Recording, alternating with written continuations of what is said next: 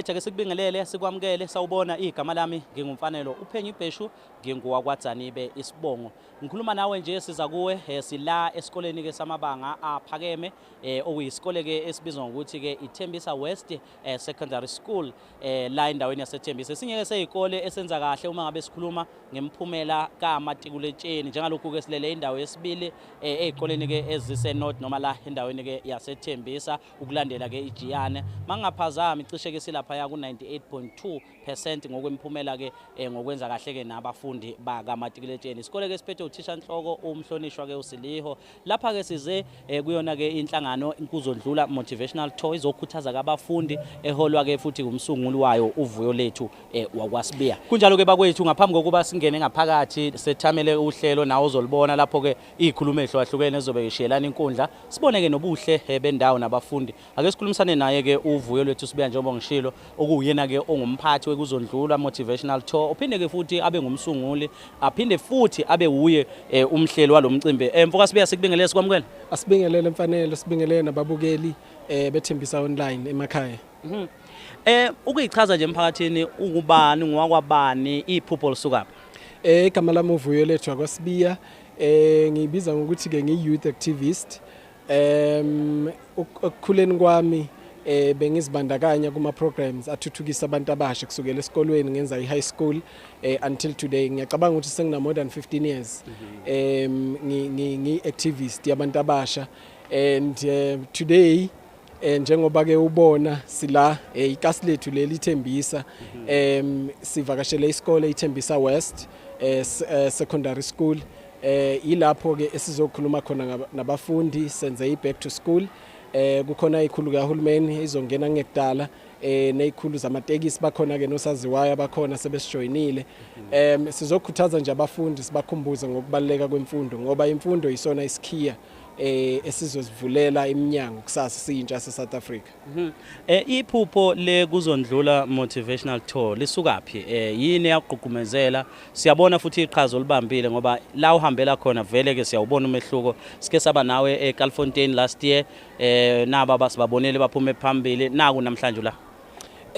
Iphupho lekuzondlula is all about empowerment nokuvula ke abantu abasha amehlo ukuthi la ngaphandle kukhona ama opportunities amaningi njengoba usho ukuthi saseKalfontein ngonyaka ondlule nala sizobakhumbuza ukuthi akhona amathuba ngoba abantu abasha bayitshela ukuthi njengoba umuntu ephila kule sikole la konke umhlaba uphelele la kodwa ke uma sikhuluma nabo sibatshela ukuthi njengoba ke usowenza ugrade 12 wakho wenza ugrade 11 uyokwenza ugrade 10 nazi izifundo ongayithatha ezingakusiza ukuthi kusasa ube engineer okusasa ube unurse kusasa ube udoctor kusasa ube makeup artist.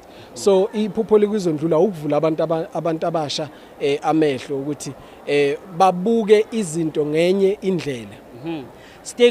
Stakeholder partnerships umuntu okwazi ukureach out sibona osaziwayo sibona benhlanga bembona amatekisi sibona uhulumeni sitshele kabanzi. Mangiqala vele lento le foundation is a organization ngangisebenza ke nabantu abaningi sibala kubo isebenzi kahulumeni ikhulu kahulumeni nama celebrities and nama local stakeholders. Kuyinto ebaluleke kakhulu ukwazi ukurun organization endaweni ungena ama stakeholders akusupportayo. So njengamanje kubalekile ukuthi uma siya ezikolweni kanje sihambe sonke siyobabonisa ukuthi izinto ungazenza zenzeke uma nje ungazimisela uqinise imfundo kube yihamba phambili. Mfoka sibiya sikudedele ngiyazi umcimbi uzoqala siyabonga kakhulu. Siyathokoza kakhulu. Ayike njengoba ke uyizwela nawe ngaphambi kokuba sikwazi ukungena ngaphakathi sibone ukuthi ke uhlelo lwanamuhla luhamba kanjani. Insizwa ke uvuyo lwethu umfoka sibiya insizwa ke khona la endaweni. Asibonga kakhulu igama umfanele uPhenyo Ibheshu wakwadzanibe kanti ke bakhona ke oza kwethu uDerek Phukela short Firehouser ukhona ke ubanele uBrazo Sondlo nensizwa ke uMahlatse Mashamayita. Usibiya ke namhlanje usibambele ekutheni nasibone ukuthi ngabe kuhamba kanjani ngabe into zethu ziqondile yini ubambile iqhaza ke uThabo Tabiya wakwasibiya. Ake singene ngaphakathi.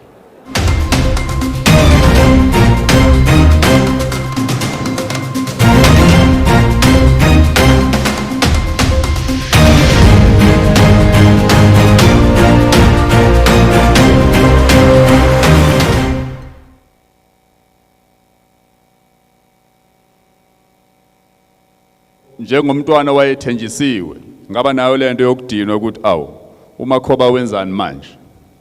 Kanti ngizoba nenhlanhla ngiauditione kwenye production eyayizoya eEngland ngawo 99. Mangifike eNgilandi ngixoxe nenye insizwa eyayincane kunami mhlambe ngeminyaka emibili eyathi ubaba wayo imazi nokumazi. Lensizwa yayisebenza kontrakini iqonywe omunye wosisi asisebenza nawe ecastini yethu. Ifikeleke izomthatha bephuma beyobuka ama movie badle kube mnandi. Lensizwa ikhokhele yonke into. That was the moment kimi la ngacabanga khona ukuthi nakula ngidiniwe mina ngidinela ubaba kodwa lensizwa ubaba wayemazi nokumazi. Kwadinga ukuthi ngithathe ucingo ngifonele ubaba ngixolise ukuthi Makhoba ngiyaxolisa ukukudinelwa ukuthi awungifundisanga ngemali yakho.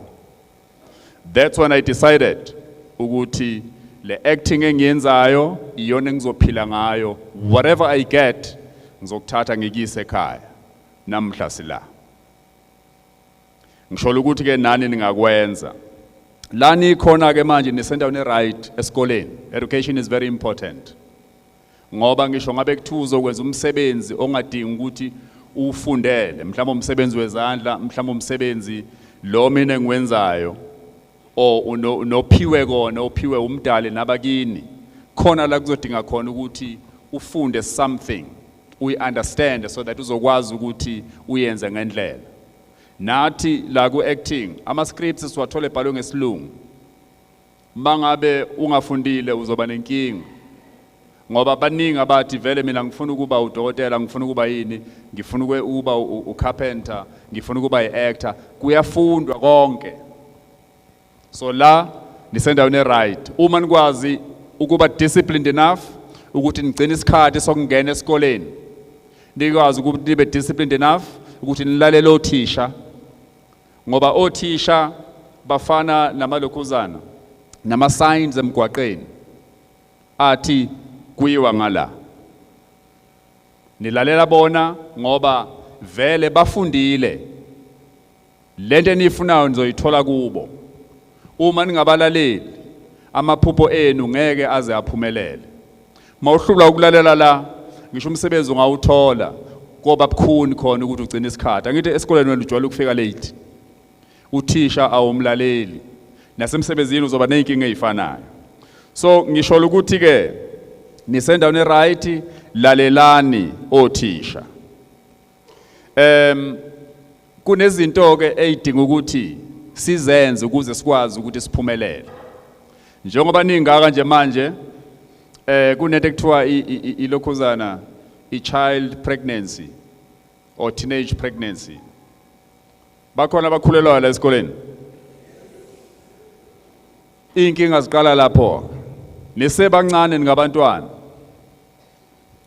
Mangabe uno 17 uzothina enganeni oyizele sekweyakho. Yini uzoyifundisa yona? Ngoba nawe useyingane usafuna ukufundiswa. Uzoyifundisana ingane. Mangabe uzokhulela usemncane o ukhuleliswe usemncane, uzoqala impilo eyinkingeni. Ngoba ingane fanele idla ngithi, fanele igqoke, fanele mangabe iguli yekudokotela, unayo medical aid yomntwana, cha, uzomgqokisa ngani? So asiqapheleni inqumo nezinqumo esizithathayo, asazi ukuthi sifuna ukuba yini kusasa. Mawuzoba nomntwana manje ngeke kulunge. Niyezwa? Vele yona age la niqala khona ukuqomana le. Ilana enza khona ama mistakes. Kule age into yenza manje iyona ozoba yiyo masumdala. So as practice oku right, singa practice ukulala nokulalana ngoba ngeke usize ngalutho. Siyeza isikhathi salokho. Asikafiki. Niyezwa? Yeah, asikafiki. Utshwala bukhona ezitolo. Kodwa kubona obeni. Nisebancane. Ama drugs akuwona wenu. Niyezwa? ngoba uma ubhema ugwayi for example i20 imalini mhlambe u50 rand angazi i20 imalini okay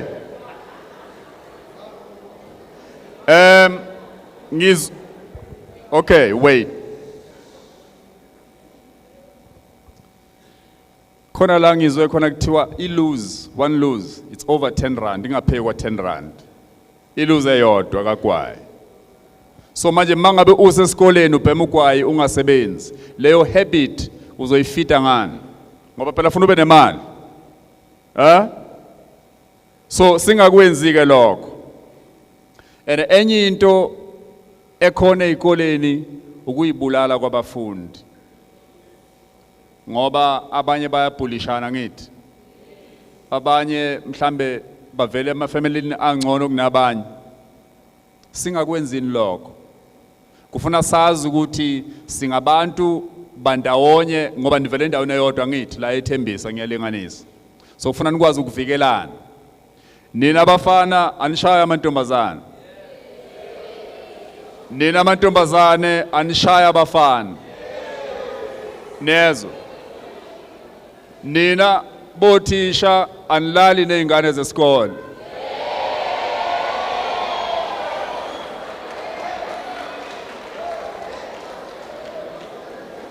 so lento le asilalela nini singabaholi sonke masila sivele emafamilini ekufundiswa hole sonke sithenjiwe ngikhuluma nothisha manje sithenjiwe ngalabantwana akuzona intombi lezi akuwona amadoda lawa ukuthi aqonywe yini bothisha besifazana so kufuna sihloniphaneni ikusasa alula izwe siphila kulo kubukhuni nje ukuphila la eSouth Africa sibona ama commissions asenza sidawuthe abaholi bethu ikusasa ke likini ziphatheni kahle ngoba thina sehlulekile mhlambe mangasho kanjalo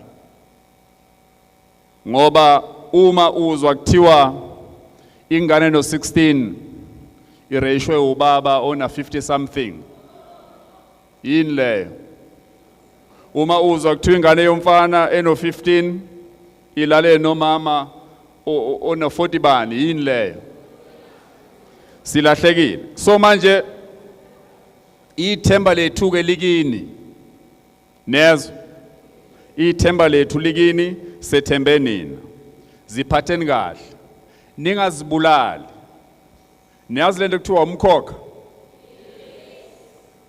uma uyibulala namuhla nake nalibona ilanga liphuma ngo6:10 ekseni lishona ngo10 ekseni akukaze kwenzeke njengoba wena uzelwe nje ufana nelanga okufanele lihambe impilo yalo yonke lize lishone nezo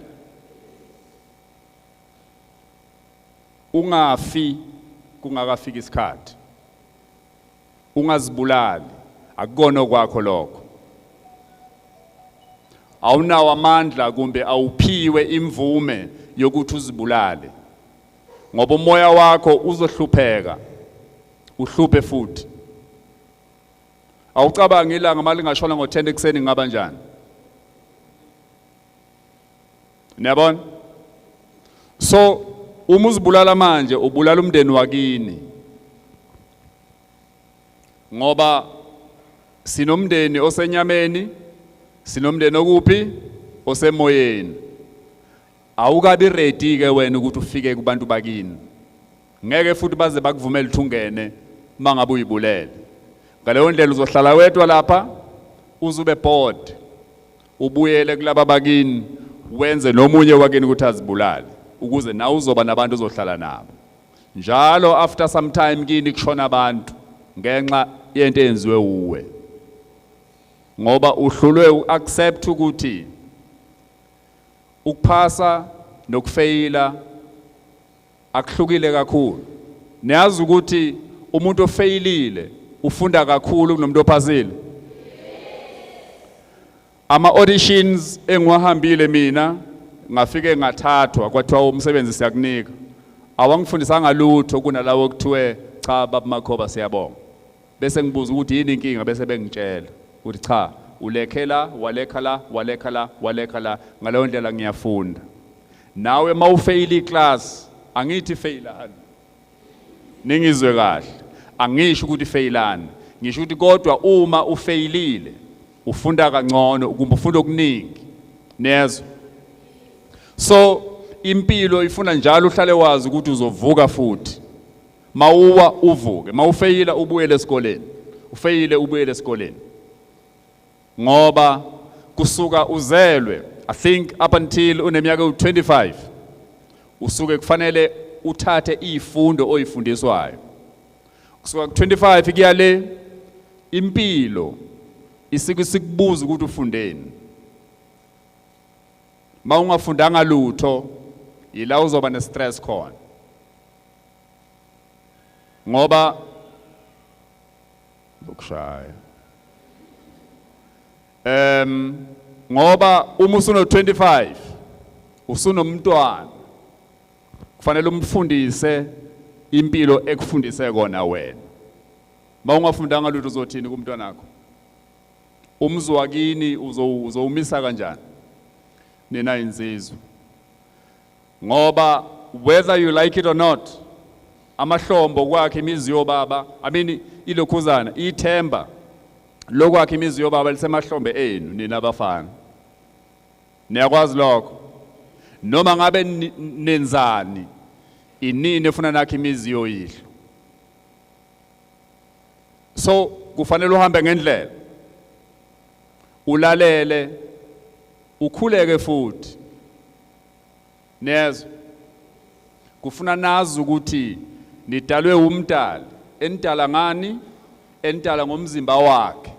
Okusho ukuthi niyingxenye yomdali nini. Into umdala akwazi ukuyenza nani niyakwazi ukuyenza but at a very small scale. That is why program director kade nirepetisa lama lokhuzana. Lama words kade niwasho. Ngoba the more you say it, your system believes it, the universe brings it together and gives it to you. Nezwe. Sicela ukubonga ke sinifisela inhlahla kukho konke enikwenzayo. Njengoba ningaka nje akungathi eminyakeni emibili emithathu emihlanu eyishumi ezayo nibe senisemajele noba nibe senifile niphila ngoba khona abantu abafa bephila. Umuntu onganama goals njoba nizelwe nje emakini kubalulekile ukuthi kube ne progress ngesikhathi sokuphila kwenu. Nezwe. Namhla ngifuna nazi ukuthi nibadala kunabazali benu.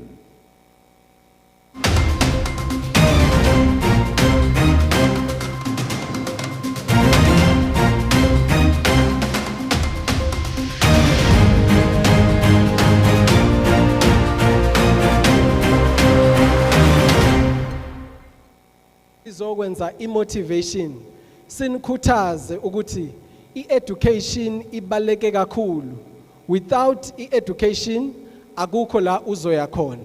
Without i-education akekho umuntu ozokulalela in this world. Because uma uqala ukukhuluma bazokubuza ukuthi ithini qualification onayo. Then mawuthola ukuthi awuna qualification they'll say vala umlomo wakho. So sizonikhumbuza ke la ukuthi i-education ibaleke kakhulu eSouth Africa.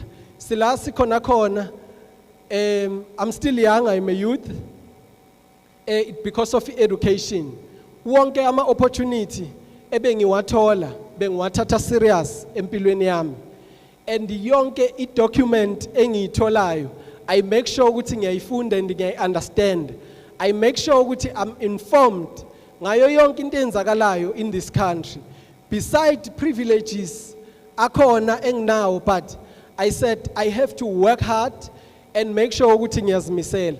So sikuzondlula ke, I said to my team and the board is our secretary uKhulufelo Khwadi, I said let's come to Tembisa and njengoba sizokwenza back to school sizophinde futhi sibuye sizokwenza career expo la sizokwazi khona ukuthi sizontshela ukuthi uma ufuna ukuba udoctor these are the subject, uma ufuna ukuba makeup artist, uma ufuna ukuactor these are the subject okumele ukuthi uwenze. But ke owami umsebenzi awukho mkhulu kangako.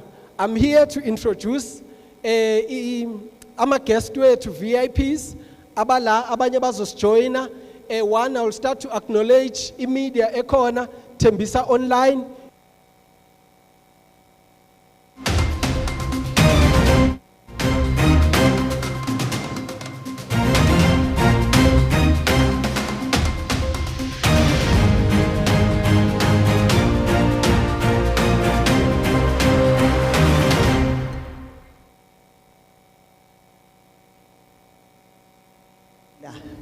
Ngaba ne-interest vele umthola lo mntwana ukuthi ukhulume indaba enkulu methi kuzodlula. Oh, by the way, before ngiqhubeke, happy birthday Vuyo. Uphi? Happy birthday.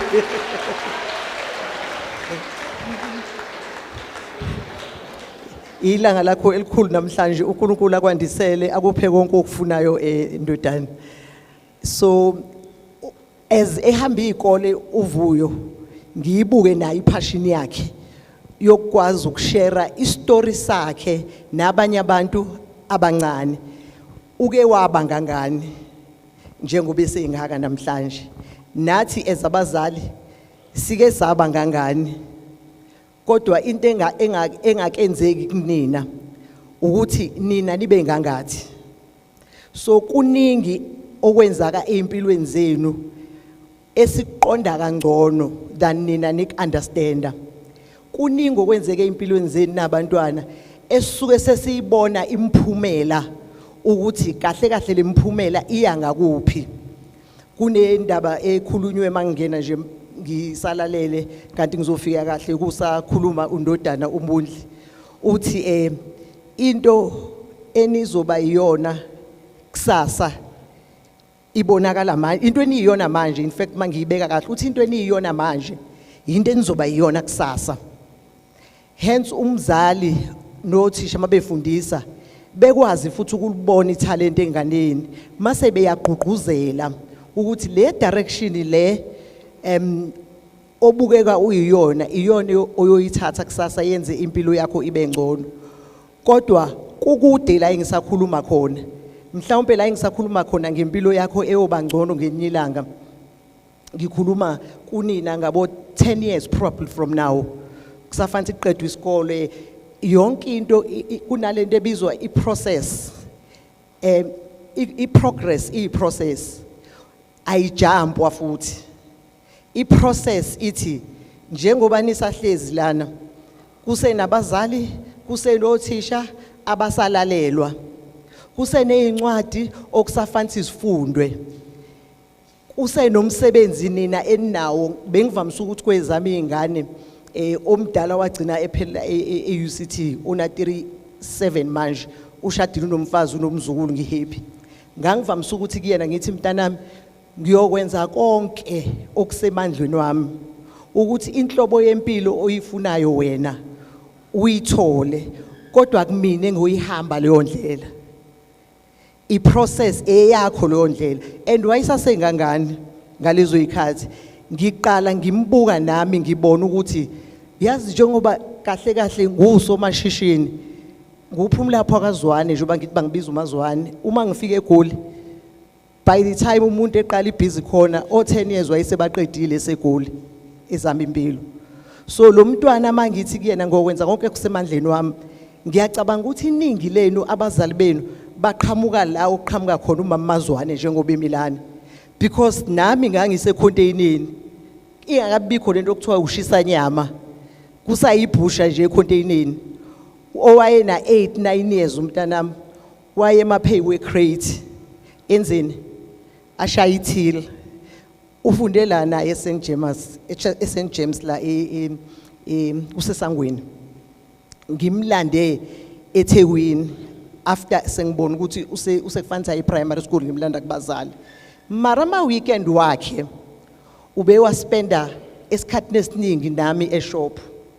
La ngibuya khona esontweni kwezamantombazane kakhulu, umama osiphethe uyathanda ukuthi uma ekhuluma nezingane elingana nani athi bantu bami umgwaqo ngaphandle akukho okuningi okuhle ozokulethela khona, kodwa mawusekhaya kuningi okuhle ozokufunda, ozokuzwa, ozokubona, okuzokwenza impilo yakho ngelinye ilanga uyiqhenye nawe ngayo.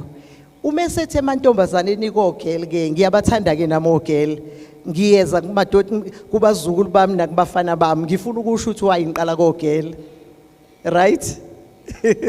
Uma esethi kogel ingane yentombazane ibhodwe lokupheka ayilifundi, akukho incwadi onikezwa yona ukufunda ukuthi kuphekwa kanjani. Ulifunda ngoba uhlale unomzali wakho eceleni njalo. Uma enza breakfast ekhaya ukhona, mayengekho ugogo but ukhona umuntu omdala oba yi-role model. Sikhule sinama role model sonke.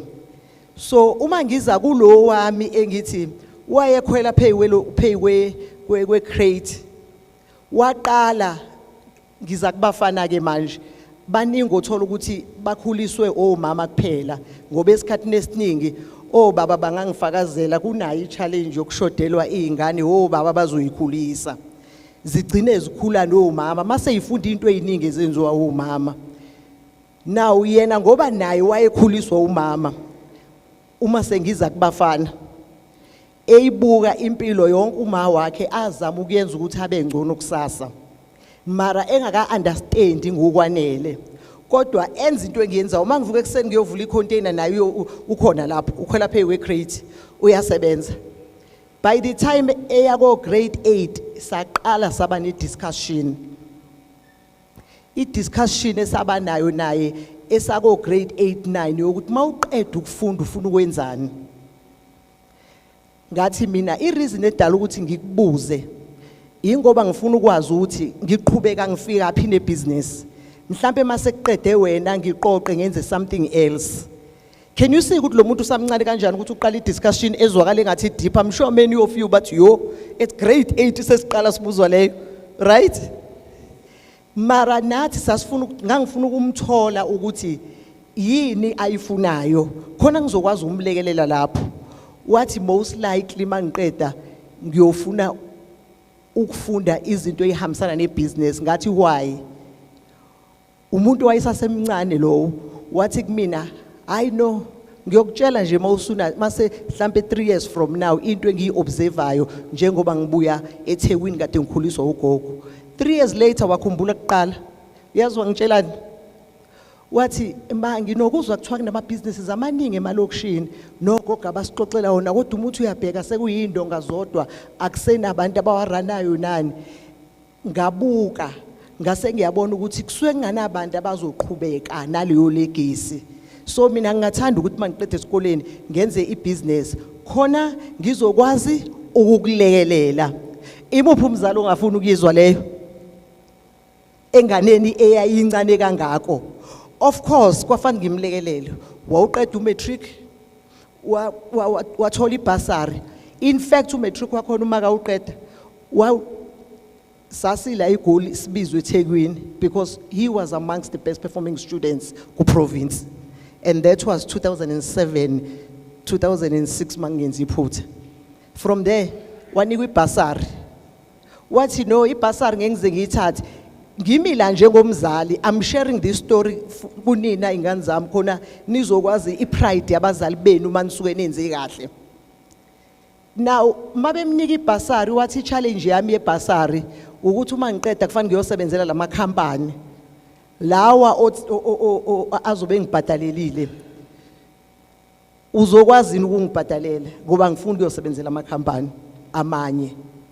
Ngathi kukuwena kwakhosti ngibhadala, wayithola indawo e-UCT. I-UCT niyayazi nokuthi njani. Wabuya after 5 years eyiphethe degree yakhe ye-economics. ne-finance ngaba happy. Now ngiyambona usisi la phambi kwami uyasmile. Le story engisixoxayo yistory ezizobe zisimila years down the line. Enizobe nixoxela abanye nani nabazali abafana nami abazobe beyixoxa nabo beyixoxela abanye ngane zami lana. Uma ngithi sike salingana nani othisha njengoba bekhona ezinye zezinto ezinokungizwisa ubuhlungu uma uthola koma TikTok iqhamuka othisha ababonakalayo kuxatshanwa nezingane. Number 1 ngesizulu ingane ayikaze ixabane nomuntu omdala. Ngesintu ithi ngathi ngesizulu, let me not say ngesizulu. Ngesintu igama elithi ingane ixabene nothisha selirongwa lelo. Ngoba la kunobani kunofundayo nofundiswayo. Manje lo fundiswayo uyafundiseka yini? Nathi masingangani mina ngicela ungisherela nje story ngoba ikhona imkhutshanyana emincane manisukeni saseyingane but ayibe emncane ibe innocent. Kungabi imkhuba yokuend up sekuphethwe ikhala esikoleni. I remember nje nginisherela we were one of ingane ezazi stout esikoleni. Hayi kabi. Ukuba stout nje kokuthi uyabona nje uma ngabe kuna someone umfunayo la esikoleni or kunento exakile kuthi hayi umuntu ozoyisolve ngaba ubani. And at a time babe ngibiza uRita ke nami. But there was a time sibalekela iclass le Afrikaans. Kanti umngane wami naye kuzoba neclass eclassini lakhe ele maths naye libalekela. Uyazi ukuthi sa decide ukwenzani ngokuba innocent masibuya ku break kwakusakhala amabheli ngalizwe ikhathi. Sathi into esizoyenza la ukuthi sifihle ibheli. Yabona ibheli ukuthi uma kubuye esikole eclassini sekuphume ibreak ibheli ezokhala at least for 30 minutes ayingatholakali ngoba nami ngizongaya eclassini le Afrikaans nomngane wami uzongayi eclassini le maths. And kwaphela u15 minutes kanti uprincipal uzonotice ukuthi yangakhala ibheli kanti ibreak isidlulile. Kwathiwa ibheli ayitholakali. Futhi sasile ingane ezazi ikhulumela nerespect. Ukuyikhulumela kunomehluka ngithi ukukhuluma uyithi disrespect nokuyikhulumela wazwa futhi amancoku uyawathanda nokuyikhulumela futhi waziyo ukuthi mawubuzwa uyakwazi ukuphendula kutholakala ithinking yakho ukuthi iqhamukapi. Sasiyikhulumela kanjalo not with disrespect. Now uprincipal mayetshela ukuthi ayikhali ibheli ngoba insimbi ngoba insimbi ayitholakali. Uprincipal esikoleni sonke wayazi ukuthi angithi uyazi kunalabo engibaziyo abawuhlupho wathi go and find uRita noZanele mase niyabuya. Hawuba realize abaningi ukuthi hayibo kahle kahle uRita noZanele vela sibaboni lana. Kwaphumwa ke inqina sesiyafunwa thina silokhu sikala isikhathi ukuthi umazithi nje sogijima siyoyifihla ibheli siyibeke. Of course satholakala la esasicashe khona. Asishawanga kanje. Ngalezo angithi nabesishawa ke isandla nasibe ulethu. Yabona nje kuthiwa uzonikezwa e10 imvimbo namhlanje esandleni. Nakusasa uzonikezwa eminye u10 ukuthi ungaphindi uyenze futhi. Yini esayithola lapho? Sabe sesiyafunda. Kwakuyisifundo kwakufanele sisithole kuphela. Ukuthi if thina sixayile wayisifuna ukuxayikisa abanye abantu and nakhona ku-wrong. So basically engiyidlulisayo kunina ukuthi ikhona imkhutshana eyenziwa yingane ngenxa yokuba yingane but ikhona esuyingasekho acceptable ngani zami particularly leyo kuphendulana nothisha. Into sukungeke uzuyenze ekhaya mawufika esikoleni mbheke umuntu lo muntu bodwa umuntu omdala kunolwazi okufanele akunikeze lona. So ke ngisase kuleyo topic nje ngicela ukubuyela ke kule ethi ube ne purpose empilweni. Ngithe mina ezinye izinto ngibhala incwadi ethi Conquering the Poverty of the Mind.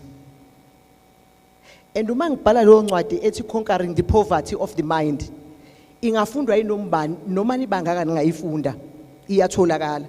Into engiyisherayo eyephupho eyevision ukuthi iphupho aliqali ngoba usukhulile umntanami usuyoqeda umatric kuyima udecide ukuthi ufuna ukwenzani.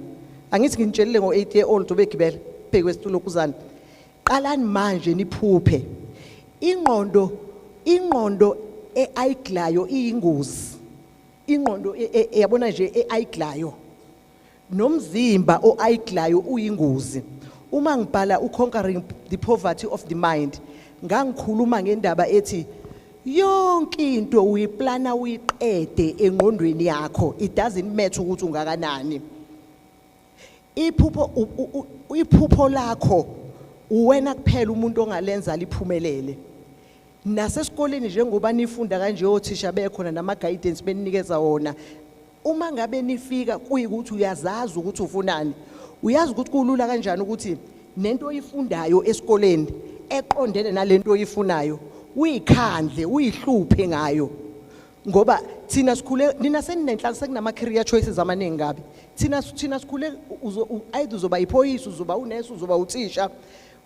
Abantu abafana nathi owafail umatric waphindwa uphinda futhi nganga uphasana kahle. Ukuthi ngikwazi ukuqhubeka nempilo kwakuyizinto engangizenza ekhaya.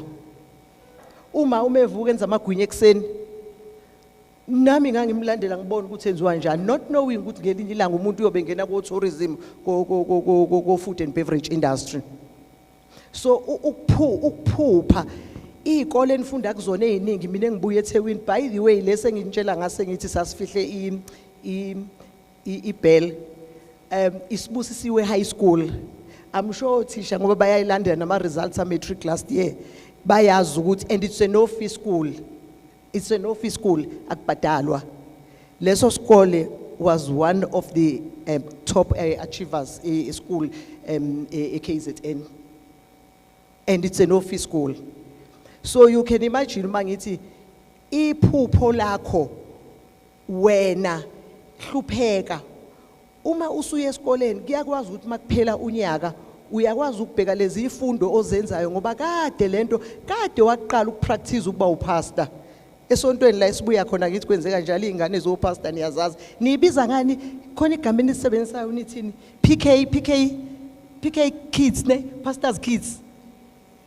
Nisho njalo ne niyabona ukuthi language yenu siyayithola endleleni. Kodwa umntwana khona umbona ngoba ngesikhathi ubaba wakhe eshumayela makuphela esikoleni wenzani? Wenza same thing naye.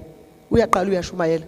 So usuyabona ukuthi okay nansi into lo mntwana angayenza. So in short ngani zami engicela ukuyidlulisa nje kakhulu kunina ukuthi ningakhohlwa ukuthi niyikusasa lenu, niyikusasa labazali benu, niyikusasa lethu, bhaye lethu ngikhuluma ngecommunity.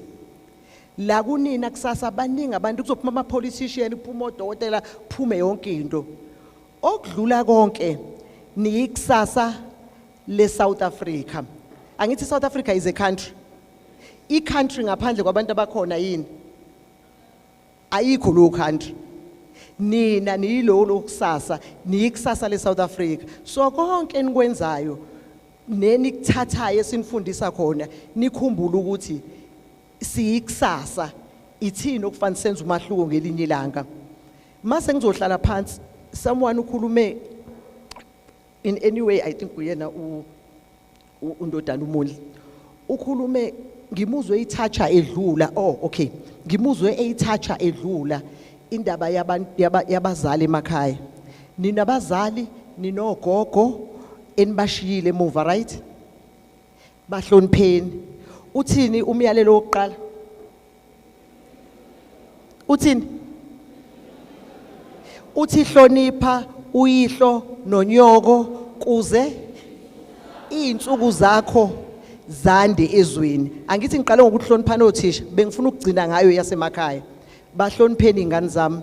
La ngaphandle ama challenges eninawo siyawazi maningi. Izidakamizwa zigcwele ngaphandle. Mase nifike emakhaya senibehave ngenye indlela.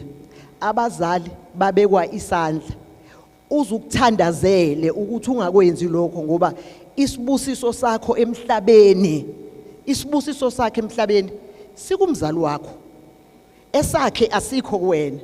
Akuthiwa mhlonipha umzali ngoba kuthiwa mhloniphe noma umethi hlonipha uyihlononyoko akubanga necondition eyabekwa kulawa ama-10 commandments akuthwanga mhloniphe ngoba ngithi whether uyaphuza whether unjani umzali wakho wena owakho umsebenzi okuthini umhloniphe umzali wakho into zakho zonke ziyoba zinhle into zakho zonke ziyokhanya akuzukuthi uma uyithola unenkinga ngelinye ilanga mawusucabanga ukuthi awuthi ke ngidonsa intambo ngiyile ngise lelo demoni ingane zami ngiyanicela futhi nanifundisa ukuthandaza ne yes angithi nizwile isikhulumo esisuke manje siyithathe yonke indawo sithathe kamoya sathatha nomthandazo uma uhamba umncane uphelele emoyeni ngoba uyithathe wena ngoba isikhathi sakho besingakafiki nilithandazise ngani zami idemoni lokuthi uma ngabe nixakekile mase isolution engcono kuyikuthi nithathe impilo zenu ama plan weimpilo zenu noNkulunkulu unama plans ngeimpilo zenu makhulu nathi bazali nothisha and everyone else nginifisela konke okuhle enizifisela kona ngeimpilo zenu uma seningene izitolo nikhula ngenye ilanga nifune iconquering poverty of the mind mhlambe ngizothola nesponsor uvuyo makungenzeka ngibuye futhi ngapha mhlambe ngizosifuna nesponsor abazosibhadalela nginikeze khona nizokwazi ukufunda incwadi eyikhuluma ngokuhlakanipha kokuqaqa ingcondo ngiyanibongela okuhle kodwa kunilandela thank you.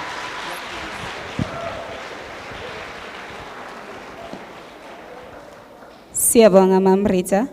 So I am going to welcome the Secretary General of Santeco, Mr. Qumbu, to come welcome our speaker, Mr. Qumbu, asimshayeleni izandla.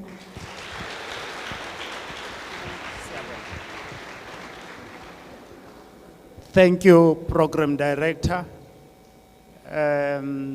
colleagues, President of Santaco. Thank you so much. I used to be a teacher, therefore I like walking around when I want to emphasize something. Thank you so much. To the educators, thank you for the opportunity. The school leadership, the principal, the governing body of the school for allowing us to be here and come and join hands with you to guide these young minds. Maybe we should start by apologizing for starting late. I was taught that that is very important. And standing before the learners president, it's taking me back because I used to do this. But nevertheless, my task is very simple today. Mine is just to introduce the president of the South African National Taxi Council, what is commonly known as Santaco. But before I do that, I would be failing not to give you a part course. Do you know what is part course? Yeah, you won't know. Yeah, umphako. Part course is umphako. Yeah, the food, your food that you carry along. My part course for you, for both the learners and the educators, is found in the book of Jeremiah, chapter 29, verse 11 to 15. And having said that, I'm here to introduce the president of Santaco. I've seen your school emblem. You say, together we can make it. Together we can make it. It means you must work together. It means you must hold hands. It means you must assist one another so that you beat this mark of 98% and go to 100%. So ladies and gentlemen, because I want to address you like that today, as ladies and gentlemen, let me take the pleasure of introducing the president of Santaco to you. He's a businessman in the true sense of the word. He's a man, when he has been put as the president of Santaco, he remembered to go back where it all started at his primary school, to say, I must plow back to the community. He's a man who is looking out for others so that others may succeed. Allow me, without any waste of time, to introduce the president of Santaco, no one but Mr. Abner Moshabani Tsebe. President, the platform is yours.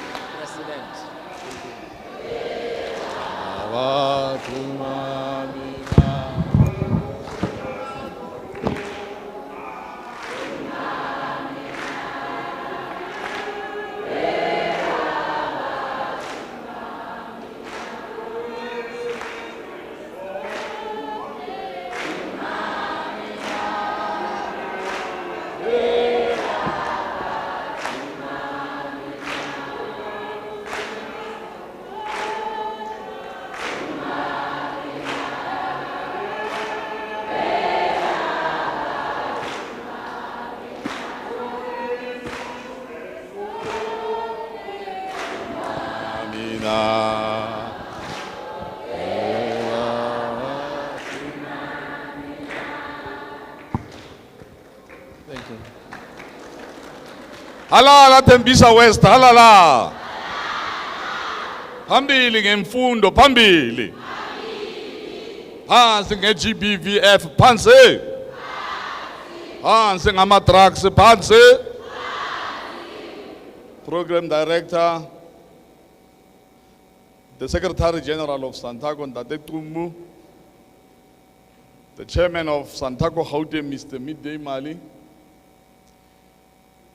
in absentia, the Chairperson of Ekurhuleni Leadership, that Dr. Mchali, the leadership of Santaco Ekurhuleni, the school leadership, school governing body, educators, our host of today's event, and most importantly, the learners of this great school. Once more, good afternoon. I think it's afternoon. Eh? Good afternoon. Am I right? Still morning. Heaven, I thought it's past 12 months. Good morning, good morning. Yes. It is indeed a great honor for me to join you today as part of this important Back to School campaign. We are here today to motivate, to encourage, and remind you that your education is the key to your future.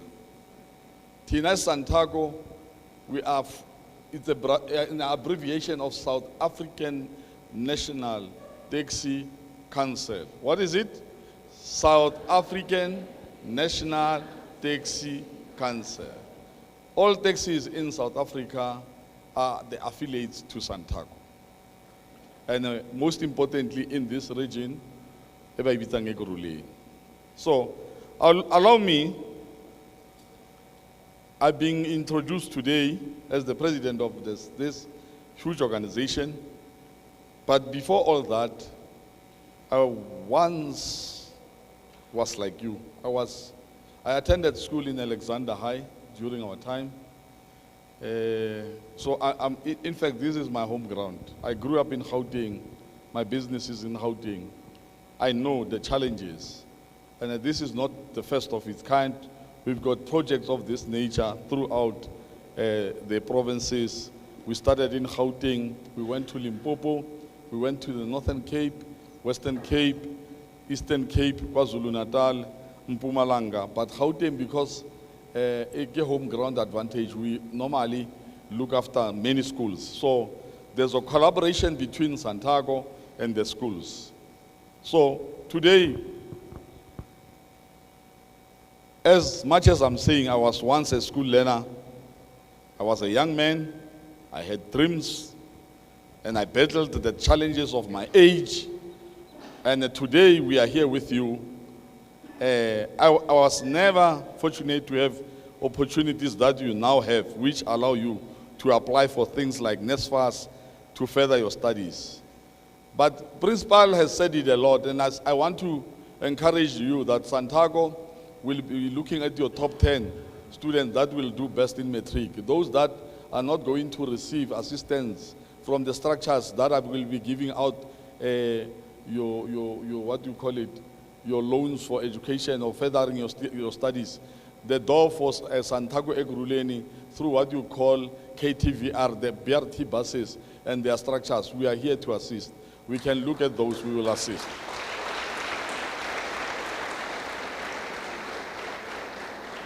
And it's not for the first time. We've taken one lady, a young lady from Oliver North Bosch, class of 2022. We took her to the University of Pretoria. She just completed her studies now. And I remember the culture, Kapa, my culture is, even when I'm doing it from my personal business, I will call it a Santaco project because that's where I belong. I'm driving this ship to lead by example, and the future for us is for us to assist you to further your studies. And it's not all about when you go for a study, then you must come back and look for a job. There are no jobs. That thing, a program, ukuthi mawufunda fanele ufunde ngoba uzofuna umsebenzi, must just fall away. We need to create businesses. You need to change the mindset. You need to be engineers. You need to be, there's always a succession plan, and we'll encourage you that let's start that model of creating businesses. Because always we cannot be, as South Africans, be in the system of 1976, because that system, they fought it and they won. So for us to take it forward, like we are doing in Santaco, is to make sure that we create more jobs and more jobs, because we know the standard of living in our communities is very bad. So as much as we are saying, I'm chairing multiple of boards. I'm a board of director in many companies. I won't mention them now because it's a lot. And this, I started it because normally someone will ask you, when a president, where did you start? I started at Mshengo. Mina, I was raised by a single parent. I never grew in a business where there were taxis. I started my taxis as a taxi driver. I started being a taxi driver. My dream was big. Then I became the leader in an association, leader in a region, leader in this province. Today, I'm the president. You can also do it at your level.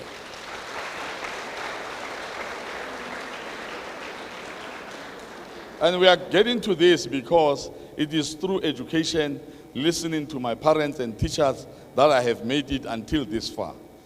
You too should aspire for the same. Respect your parents, respect your teachers, and make sure that when you come to school, you come for a reason and you want to make a change. There's no more bullying. If you are that one of those students that keeps on bullying others, you must just stop it. We are working in collaboration with Kolani, I think he's from Tembisa, you know him, Sizoktola, Kolani. Now we want to change the system. How do we address issues of drugs that are getting into our schools? We want to stop the drugs, not fight with you. Stop those that are bringing drugs to your space, because this is a pandemic. Remember, the president of the country declared GBVF as a pandemic as well. We need to know that GBV is a serious concern, and in Santaco is why we are creating collaboration with schools and making sure that we want to overcome, because once you want to overcome something, you must go to education, and that's why we are here. And it's important for us to be standing in front of you today to deliver this motivation to say, let us bow our heads and pay a moment of silence for those students that pass on in Vanderbijl Park in their scholar transport. Can we do that?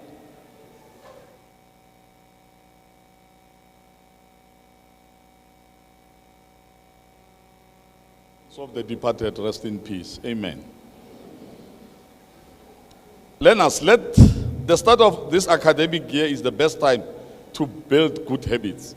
The first impression lasts. I think, do not wait until exams are near to take your studies seriously. And the principal has motivated that you are doing very well. Take it to another level. We are here to support you. Attend your classes, listen in class, do your schoolwork every day, and revise regularly. If there's anything that you need from our side through the teachers and the school governing body, we are here. We are engaging with the legend of South Africa, your Dr. Kuma Olin Soccer, your teenage ladders, that we want to bring back the culture of soccer, netball to schools to compete. And that one is happening, it's immediately. I think this school will be one example where we are going to encourage that you get a school soccer kit to start competing, and also the netball. So this is because sport next to education, it's a success.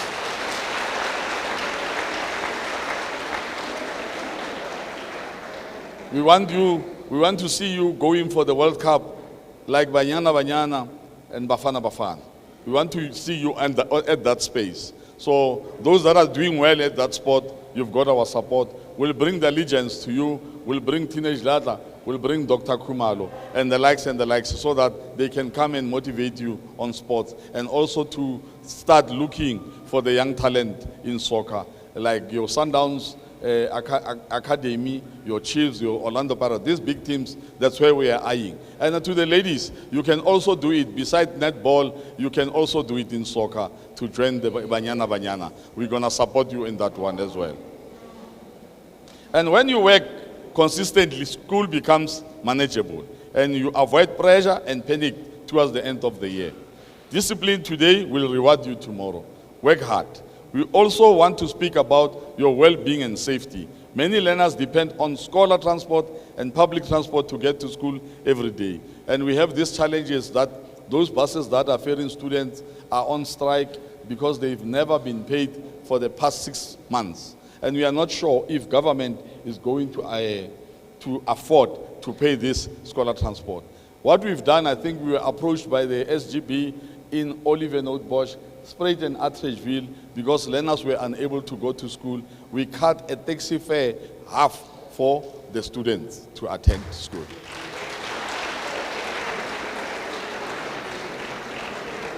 So in other words, when the trip is 20 rand, you'll pay 10 rand, but you must have your uniform in. We want to see uniform. Don't come like me and say I'm a scholar. No, we want someone like you to take you to school on a cheaper, because our work is to make sure that we provide safe, reliable, and affordable transport for all our learners in South Africa. And we value you, and we appreciate you, and we care about you, because you represent the future of this country. You also play an important role in the taxi industry, because learners keep the industry active and sustainable. When we transport you, we are investing in tomorrow's leaders, professionals, and decision makers. Learners, believe in yourself. I want to encourage you. No matter where you come from or what challenges you face, success is possible. Stay focused, stay disciplined, and never give up on your dreams. Focus on school, strive for excellence. To our beautiful girl learners, always remember the 7 B's of focused girlhood. Books before.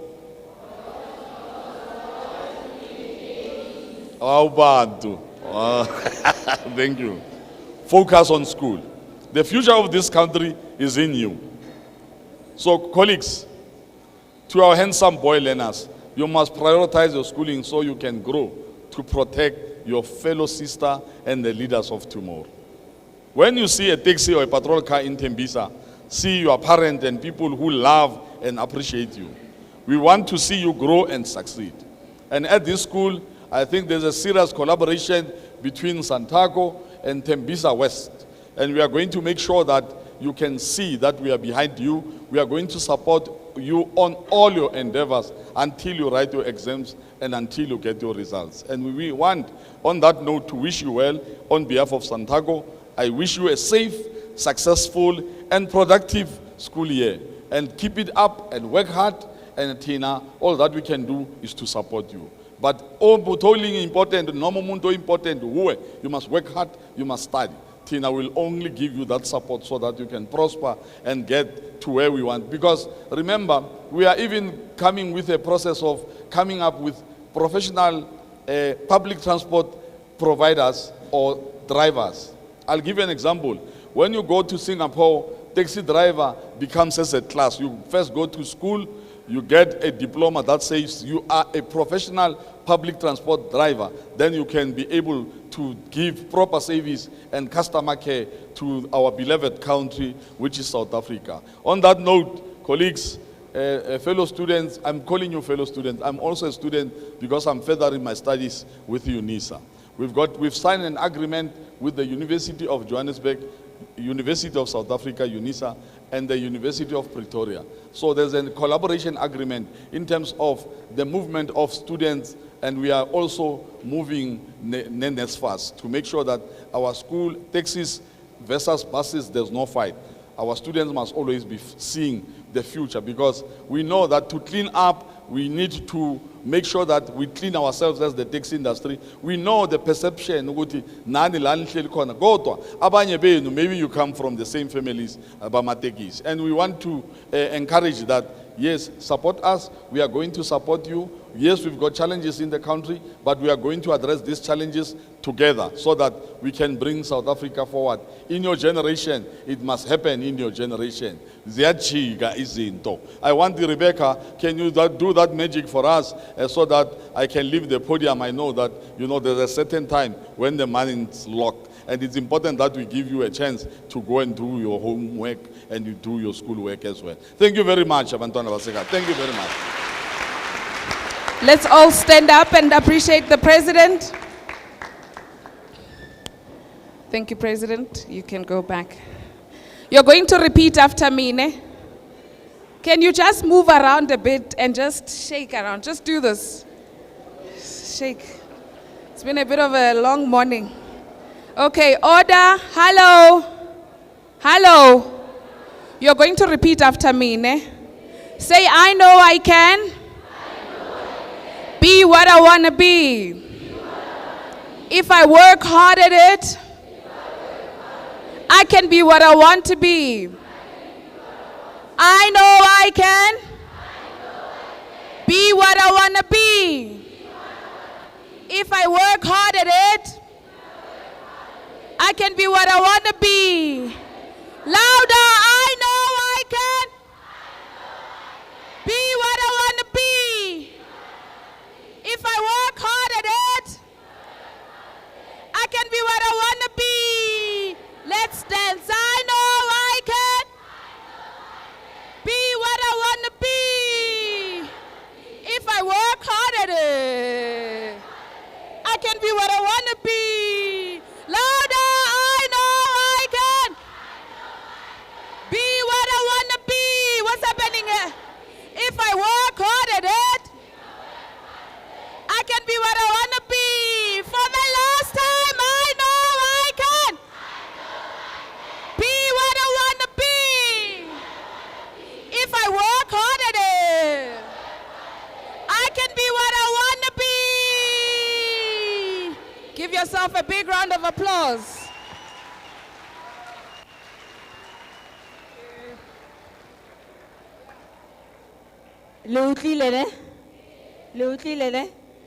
Thank you so much. Kitlo khopela to our viewers online. My name is Kolofelo Khwadi, and I'm the secretary from Guzondlula. You can also catch us on our social media page as Guzondlula Motivational Score. At Instagram is Guzondlula_motivational tour from Instagram. Also on Facebook, we are Guzondlula Motivational Tour.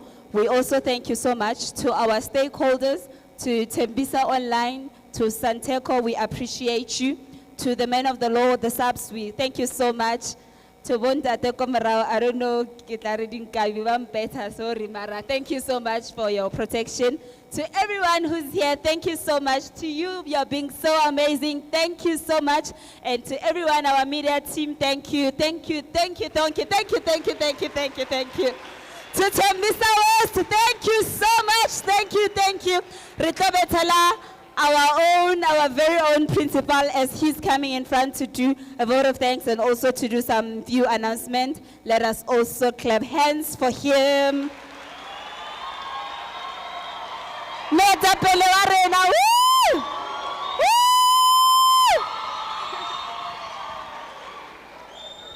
Thank you very much. We want to take this opportunity to thank the leadership which is here this morning. We don't take it for granted that you shifted everything that we had to do and grace our shores. We are fortunate as Tembisa West to have you here. Thank you heartily. And the work that you are doing is quite important for the country. You actually moving the country, the economy of the country. and the words that we said today and the organization that we see here.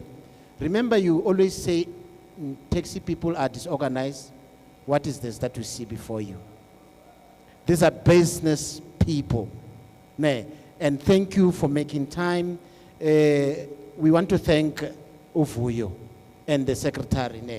Vuyo, thank you so much for bringing these important people to us. And our learners, matriculants, class of 2026, for the discipline that you always show. For the discipline that you always show. An appreciation of what they have said to you. We want to say to you, keep up the good work. Our goal is almost near. 100% is what we are going to achieve. They've assured you, the top 10 performers, you are sorted. You are sorted. The education that they've imparted today, it is up to you. It's in your hands now. We want to say, our online viewers and the men behind everything else, thank you so much, Ntate, for gracing Tembisa West once more. And we are grateful for you to give us this exposure all the time. Thank you, Program Director.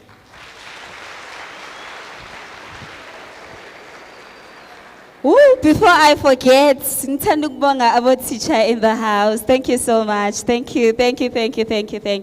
But also to our founder, to our leader, Mr. Viele Tusibia. Thank you so much, sir. And I just want us to do a little bit of an exercise for him today because it is his special day. So we are going to sing happy birthday to him. Who can lead a song for us? Happy birthday. Happy birthday.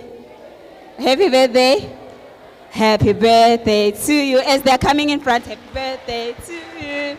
Happy birthday, dear Mr. Hule, hule. Two.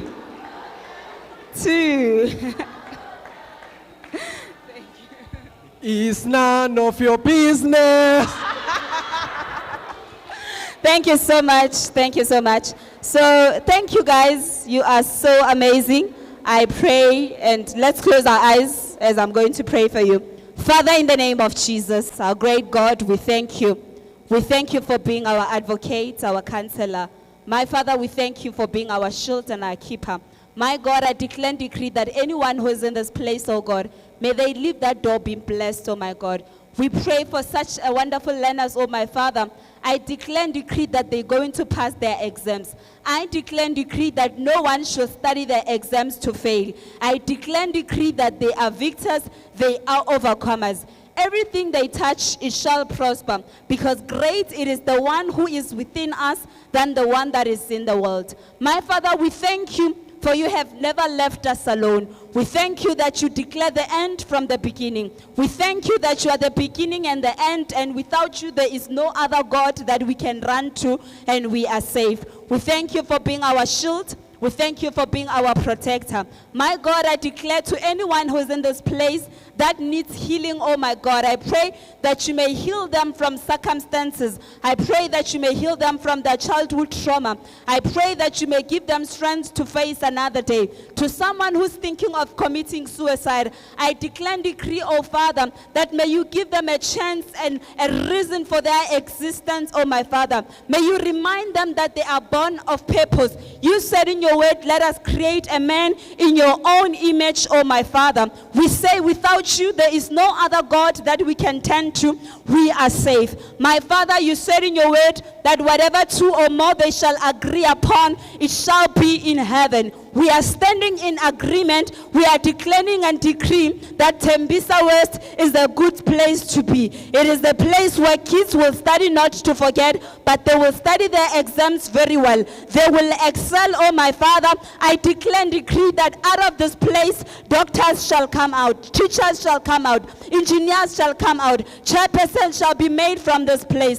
My Father, we trust you because you are the only true living God that we can run to and we get saved. Above all, oh my God, I pray that you may give them love and peace that surpasses all the human understanding. I pray that you may be their guide, for your word says that the steps of a good man are ordered by the Lord. Whatever they do, they will prosper in Jesus' name, as we all say amen. And thank you so much from me to you. My name is Kulupelo Khwadi from Guzondlula. To our guest, Ria Lebora Kudu Kudu Nanganyana Mopeti. I thank you. I love you guys. Bye.